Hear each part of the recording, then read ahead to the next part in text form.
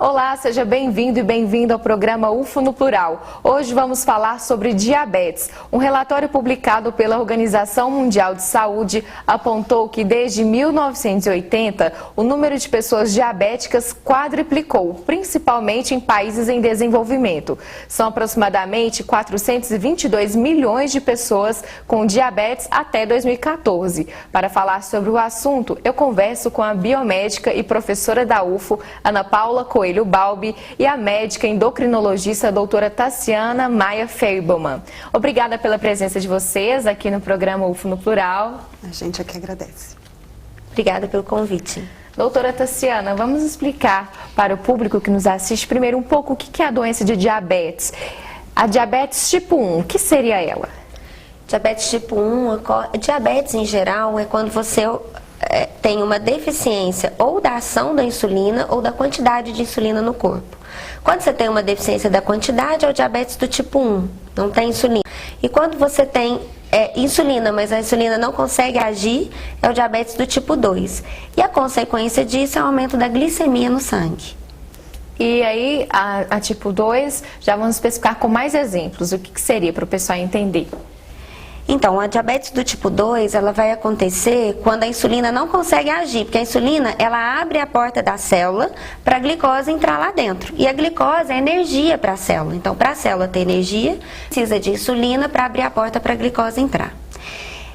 Quando você tem um aumento de peso, uma vida sedentária e uma alimentação que não é saudável, você aumenta a resistência do seu corpo à insulina. Então o corpo produz insulina, mas a insulina não consegue agir. E aí, se ela não consegue abrir a porta da célula, vai glicose alta no sangue, causando todos os malefícios do diabetes. Falando de diabetes, a professora da UF, também biomédica, realiza pesquisas sobre a área. Até o momento, o que vocês descobriram, professora?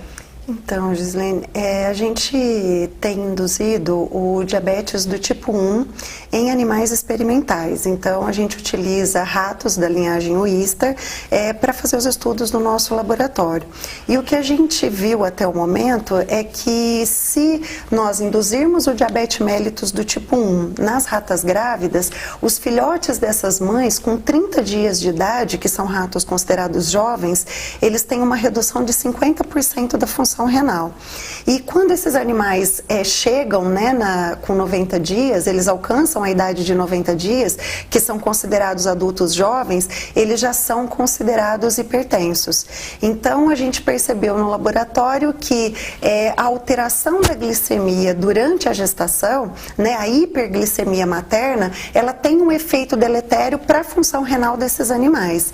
E o que a gente estudou também é se a diabetes somada à gestação tem um efeito deletério para as mães no período pós-parto. E nós verificamos que elas também têm uma perda de função renal se diabéticas, grávidas e sem controle de glicemia. Essa questão da diabetes na gestação é algo muito perigoso para a mãe e para o bebê? Pode explicar para a gente, doutora? E depois também, professora, então, pode comentar relacionando com a pesquisa? Estendendo aí os dados em animais para o que a gente sabe em seres humanos, a diabetes na gestação, você pode ter um diabetes pré-gestacional, e aí então a mulher que tem diabetes ficar grávida, e você tem um diabetes gestacional, porque a gestação é um estado que aumenta a resistência à insulina. Em todas as duas formas, você pode ter problemas tanto para a mãe quanto para o feto. Se não ficar bem claro, se não estiver bem controlado. Então, mães diabéticas que têm diabetes antes da gestação ou que ficaram diabéticas são passíveis de ter uma gravidez saudável, filhos saudáveis, caso controlem bem a sua glicemia, deixar bem claro aqui. Porém, se não tiver bem controlada a glicemia, e se ela já tiver um diabetes, ela tem uma maior chance, por exemplo, de malformação no feto, malformação dos membros inferiores, do coraçãozinho, e até maior chance de perda fetal, de aborto. Se essa gestação segue, esse bebê pode nascer macrossômico, são bebês grandes, porém são bebês grandes e muito frágeis. O pulmãozinho demora para amadurecer, então pode ter problemas respiratórios lá na frente, pode ter problemas no parto, porque como o neném é grande, pode ter o que a gente chama de distócia de trabalho de parto, que é problemas mesmo de lesão do bebezinho no trabalho de parto, e logo pós o parto, ele pode ter alguns problemas, hipoglicemia, o cálcio pode baixar também. E lá na frente, essas crianças, filhas de mães diabéticas, cujo diabetes não ficou bem controlado durante a gestação, podem ser adultos que vão ter maior chance de obesidade, de pressão alta e de diabetes também.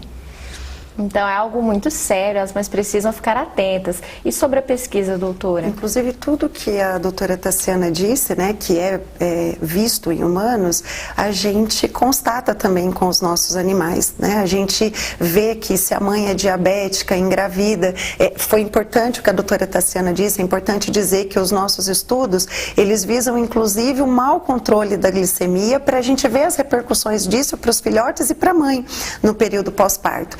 Então, tudo que a doutora Tassiana disse é verdade. A gente percebe que mães que estão diabéticas engravidam, são mães que, apesar de estarem grávidas, não chegam a parir os seus filhotes, então tem o aborto. Se os filhotes nascem, a prole não tem o número de filhotes que normalmente se tem, né? Então, para a linhagem Wistar, a gente tem mais ou menos de 8 a 12 filhotes por ninhada, e a gente vê que o número de filhotes diminui. E todos esses dados que a gente encontrou, né, e somados ao que a gente vê em humanos, nos levaram a pesquisar os mecanismos, né? O que pode estar acontecendo para que num futuro, né, a gente consiga fazer uma intervenção adequada, né? Então, o tipo de pesquisa que eu faço, é importante deixar claro, é um tipo de pesquisa básica, que busca entender o fenômeno, que tenta desvendar mecanismos para que a abordagem no futuro seja uma abordagem mais adequada. Ótimo. No caso, por exemplo, mulheres que não têm diabetes, mas aí quando se tornam gestantes, desenvolvem. Isso depois pode trazer problemas para a saúde da mulher, para o bebê? A senhora explicou assim que se regular, tudo bem.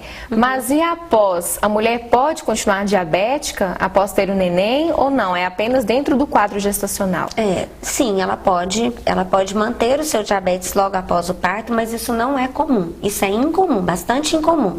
Porque a placenta ela é um órgão endócrino que libera um hormônio chamado lactogênio placentário, que vai juntamente com uma mãe que está com peso inadequado, já talvez antes de engravidar ou durante a gravidez ganha um peso exageradamente, com alimentação inadequada, sedentária, e já com uma tendência genética, ela vai se tornar diabética durante a gestação. Quando você tem o bebê, vai embora a placenta também. Então, a tendência maior é que não fique com diabetes logo após a gestação, ele se resolva.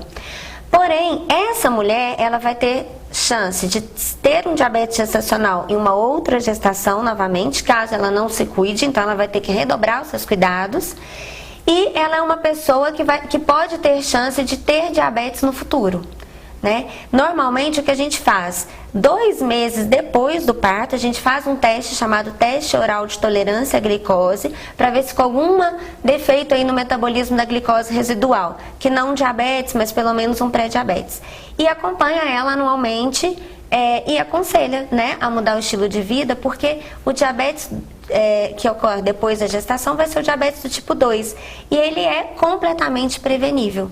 Então é só você mudar os seus hábitos, que a chance de você vir a ter, você pode diminuir em 58% até 90% das vezes.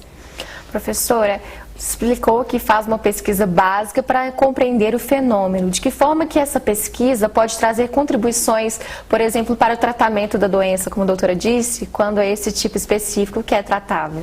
É que para que uma pesquisa se torne aplicável, né, ela precisa antes da pesquisa básica, né? Então a pesquisa básica é o início, né? A gente tem uma pergunta e a gente vai tentar buscar soluções, né, respostas para essas perguntas.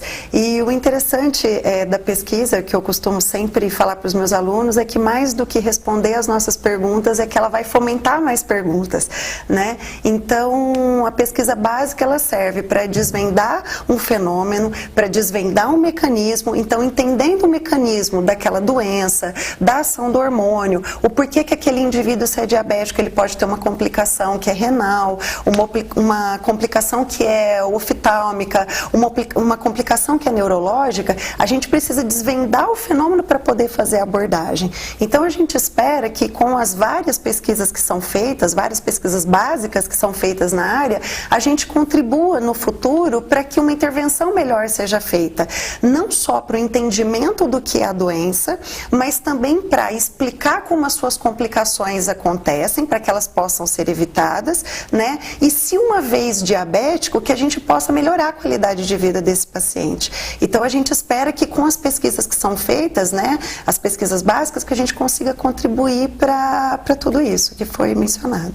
Nós falamos das mães, mas hoje percebemos que as crianças também têm desenvolvido diabetes, é um quadro que aumenta. É frequente, doutora, casos no seu consultório de perceber que o público infantil também está com diabetes?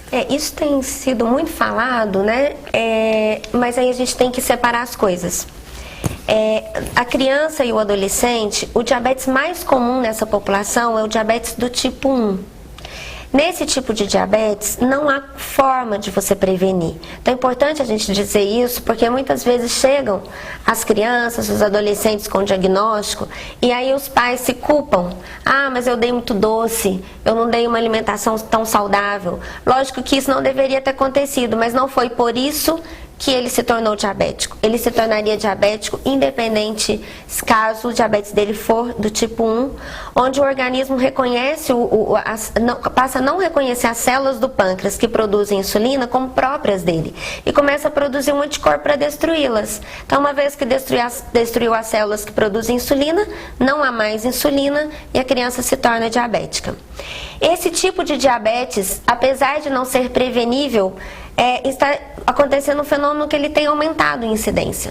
E isso a gente não entende muito bem por quê. Provavelmente sim, os hábitos, esses alimentos industrializados, nós não compreendemos ainda, né? Precisamos de pesquisas básicas, epidemiológicas, para entender o mecanismo exato do qual que é o gatilho que está fazendo esse corpo dessa criança não aceitar não entender que a célula do pâncreas é dela. Mas, a princípio, para aquele indivíduo, não há como prevenir. Agora, o que tem se falado muito é o aumento da incidência do diabetes do tipo 2, que deveria acontecer lá na idade adulta, depois dos 40 anos, naquela pessoa que é sedentária, que tem uma alimentação não saudável, que é obesa, que tem aquela obesidade centrípeta, que é aquele acúmulo de gordura abdominal. É lá que é o perfil da pessoa que vai se tornar diabética. E, no entanto, a gente tem sim recebido jovens, né, principalmente adultos jovens, mas algumas crianças, uma ou outra, não é muito grande essa incidência, mas a gente tem recebido, pelo menos que não com diabetes, mas já com uma glicemia de jejum alterada, predizendo um desenvolvimento precoce do diabetes, sim. Então, sobre os tipos 1 e 2 de diabetes, também essas mudanças comportamentais, nós voltamos a conversar no próximo bloco, porque o UFO no Plural vai para um rápido intervalo, mas já volta daqui a pouco, não saia daí.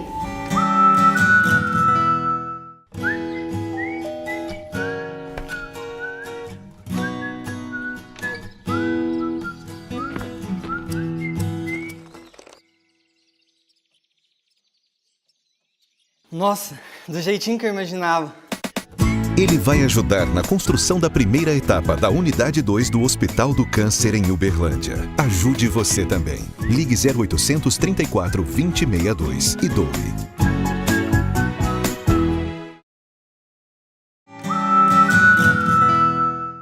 O programa UFO no Plural está de volta e o assunto de hoje é diabetes. Nossas convidadas são a biomédica e professora da UFO, Ana Paula Coelho Balbi, e a médica endocrinologista, doutora Tassiana Maia Feibelman. Professora, no último bloco conversamos sobre o que é a doença, a importância de se realizar pesquisas para entender o fenômeno, pensar tratamento, prevenção. Como que está esse cenário das pesquisas atualmente?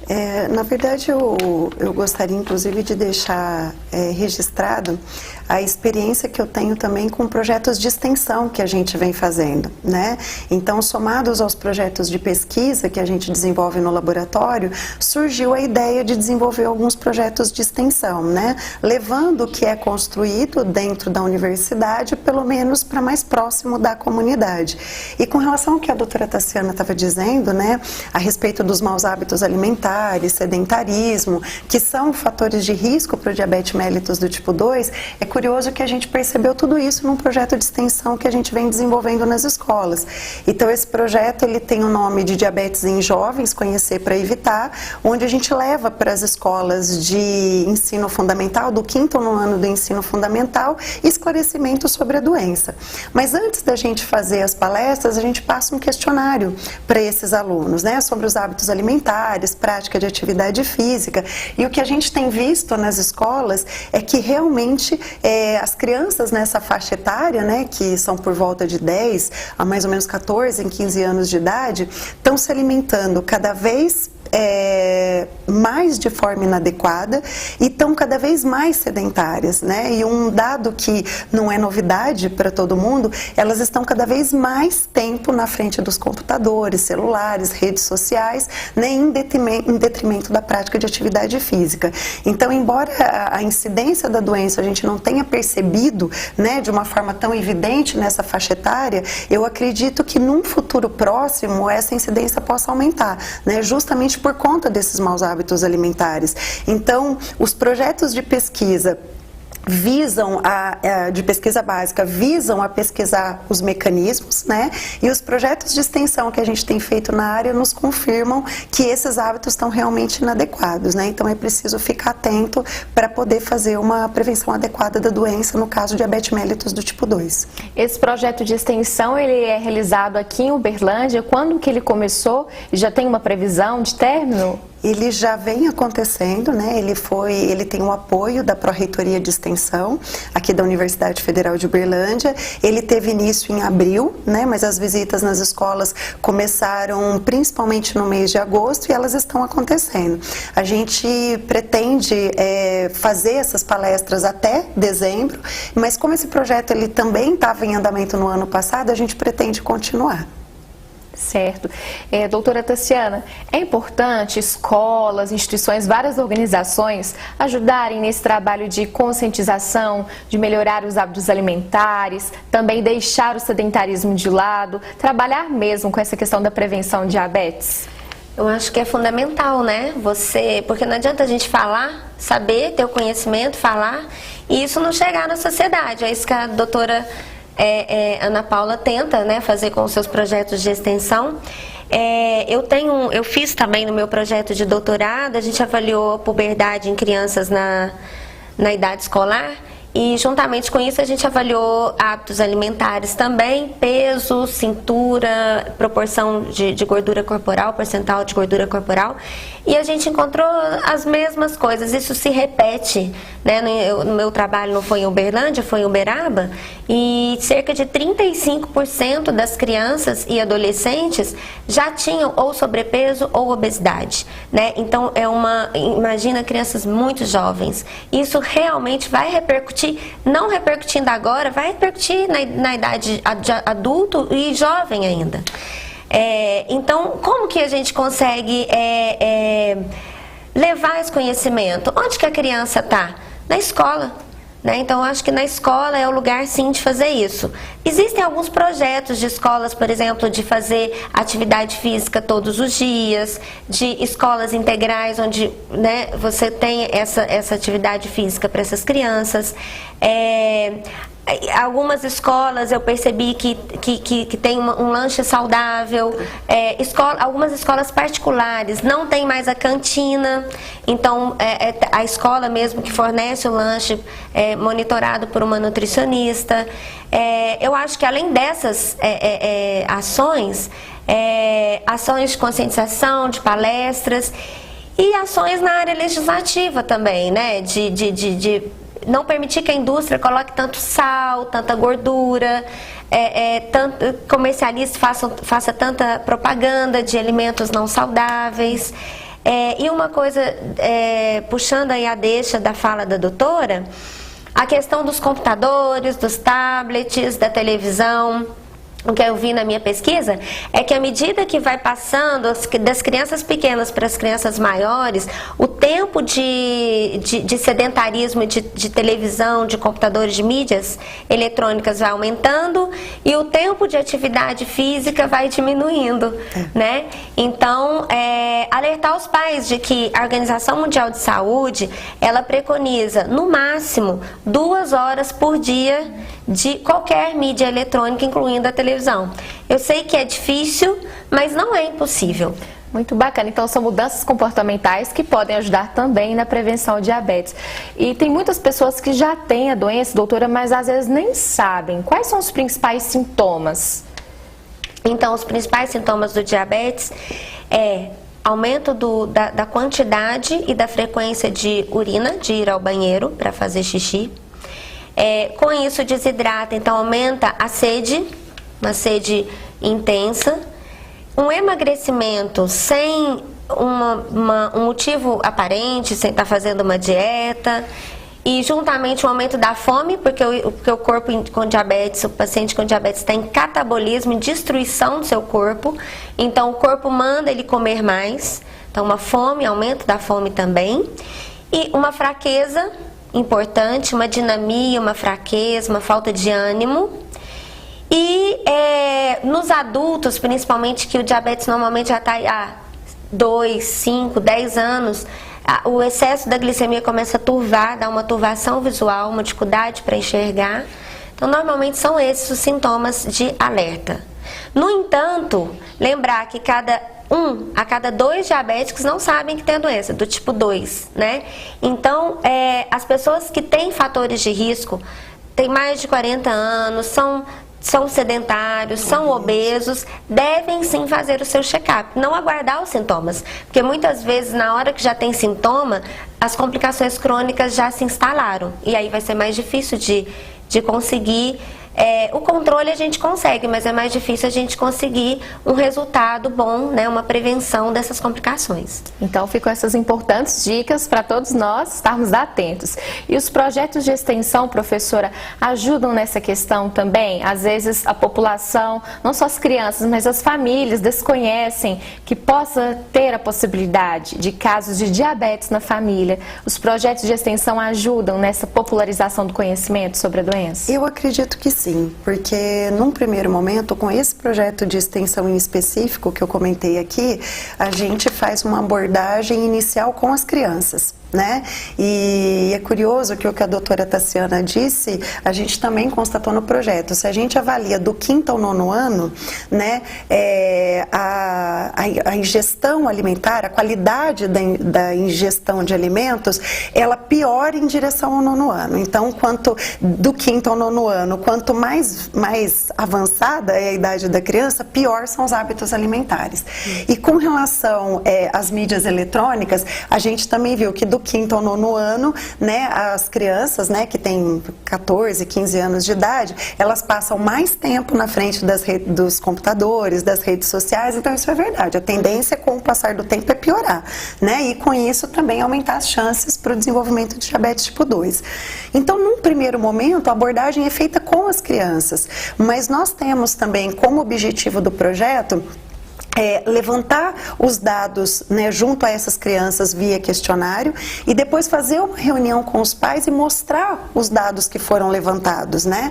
Então a gente tem uma conversa com os pais, a mesma palestra que foi feita para as crianças é feita para os pais e num segundo momento a gente apresenta os dados para esses pais. Se por um acaso esses hábitos os hábitos alimentares, os hábitos de prática de atividade física são adequados, a gente reforça a importância de que isso se mantenha.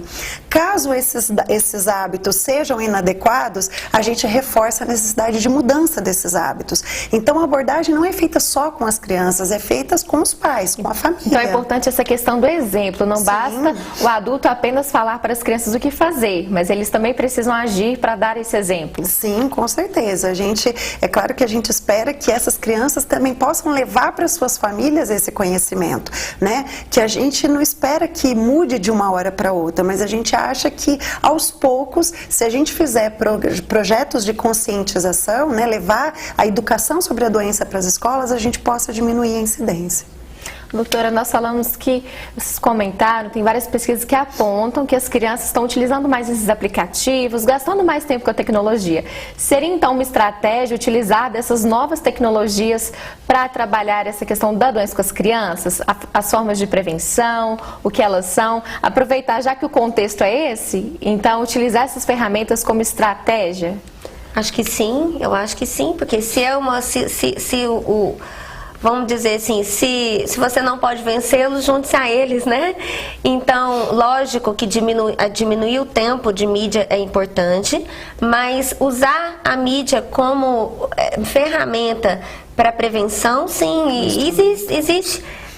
Aplicativos de controle melhor do diabetes, existem vários aplicativos gratuitos, inclusive para quem já é diabético, para utilizar para melhorar o seu controle, joguinhos, existem sites muito interessantes informativos mesmo sobre diabetes.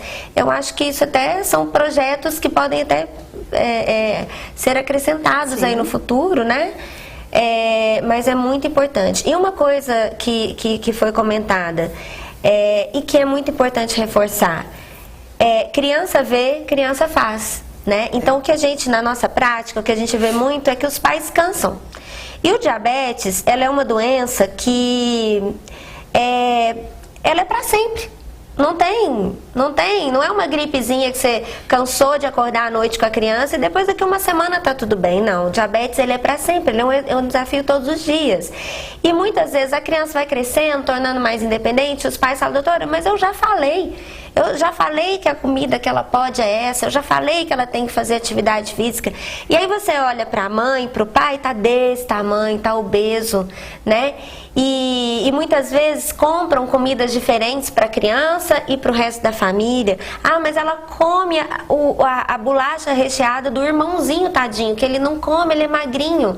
Então, isso é importante dizer o seguinte, que para uma família onde já está instalado diabetes em alguém, que todos se tornem diabéticos do ponto de vista de que tem que melhorar o seu estilo de vida, sim, fazer uma alimentação saudável, e que se a criança vê que está todo mundo se esforçando e que se em casa não tem algo que tão mirabolante, tão errado de se comer, ela vai ter um melhor controle.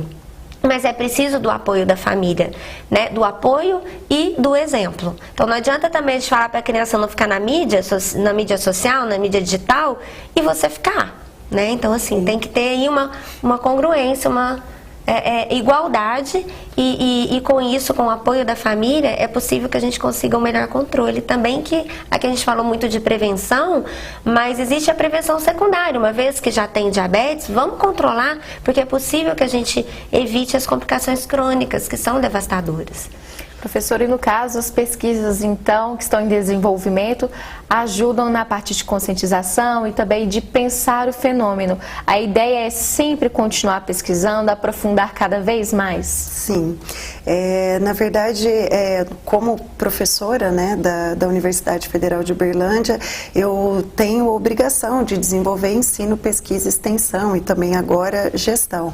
Então, pesquisar sempre, né? É claro que a gente precisa de apoio e ultimamente tem sido muito difícil fazer pesquisa no país, né? Cobra-se que nós façamos pesquisa, cobra-se que a gente publique os nossos resultados em revistas científicas, mas falta apoio financeiro para isso, né? No Brasil a gente tem recursos muito escassos para pesquisa, né? Então nós temos instituições de fomento à pesquisa, mas que não garantem auxílio à pesquisa de todos os pesquisadores. Então tem sido muito difícil, eu costumo brincar que a gente vem fazendo pesquisa aos trancos e barrancos, mas a gente precisa de um maior apoio, a gente precisa de um maior incentivo, a população é preciso levar até a população a diferença entre pesquisa básica e pesquisa aplicada, porque é muito fácil da população entender uma pesquisa que é aplicada, que vai ter um retorno rápido para a população. E é difícil ela entender a importância da pesquisa básica, porque às vezes está um pouco distante da realidade que a população vive, né? né? Mas eu acho que cabe a nós, pesquisadores, né, divulgarmos o que a gente está fazendo, as diferenças entre as pesquisas que são feitas, para contribuir um entendimento do todo, né? Que no caso que a gente está conversando aqui hoje é do diabetes. Professora Ana Paula, muito obrigada por todas as informações, também sua participação no Plural, e também, doutora Tassiana, obrigada por todas as considerações, os alertas às famílias, para que todos possam ajudar a prevenir e evitar diabetes. Obrigada. Obrigada. O programa UFO no Plural de hoje encerra agora, mas na próxima semana tem mais. Até lá!